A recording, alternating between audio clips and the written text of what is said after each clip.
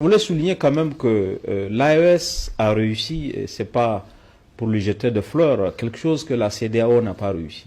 Vous savez, récemment, le Burkina Faso et le Mali se sont mis à acheter du pétrole auprès du Niger. Ce qui n'était pas le cas. La CEDEAO, le Nigeria est le premier producteur du pétrole africain. Il aurait pu vendre son pétrole à tous les pays de la CEDEAO, mais les pays de la CEDEAO importaient du pétrole pour certains du Venezuela. D'autres importaient, je ne sais pas, d'autres pays producteurs du pétrole. Alors qu'il y avait quand même le Nigeria à côté qui produisait du pétrole.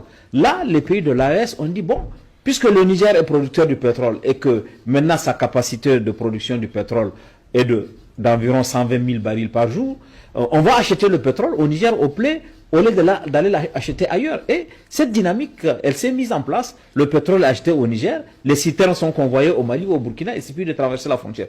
Donc il y a cette forme de dynamique qui se crée.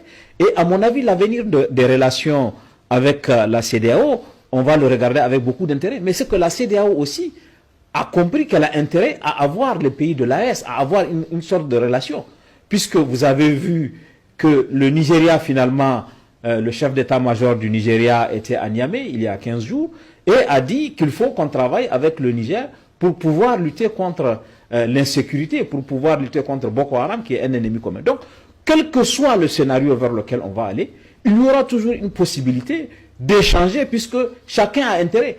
Quand la CEDEAO dit, presque un peu tardivement d'ailleurs, qu'elle va lutter contre le terrorisme, puisque pendant longtemps, et c'est ce qui a fâché les opinions publiques du Sahel, elle n'a pas été, quand il y a eu l'attaque de Chinagoder au Niger, quand il y a eu l'attaque d'Inates en fin 2019, début 2020, qui ont fait des dizaines de milliers de soldats nigériens tués, et la CEDEAO n'avait pas dit, bon, on va voler au secours du Niger, mais c'est quand il y a eu le coup d'État que la CEDEAO a dit qu'elle va intervenir au Niger. Donc ça a révolté. Aujourd'hui que la CEDEAO dise, même si c'est un peu sur le tard, qu'elle va lutter contre le terrorisme, pour le faire, elle aura forcément besoin des pays du Sahel. Parce que l'épicentre de la crise sécuritaire, ce sont les pays du Sahel. Elle va devoir leur parler. Si le Bénin peut lutter contre le terrorisme, il va devoir parler au Burkina, il doit devoir parler au Niger. Donc, en tout état de cause, moi je considère qu'il y aura toujours des passerelles qui vont se poser.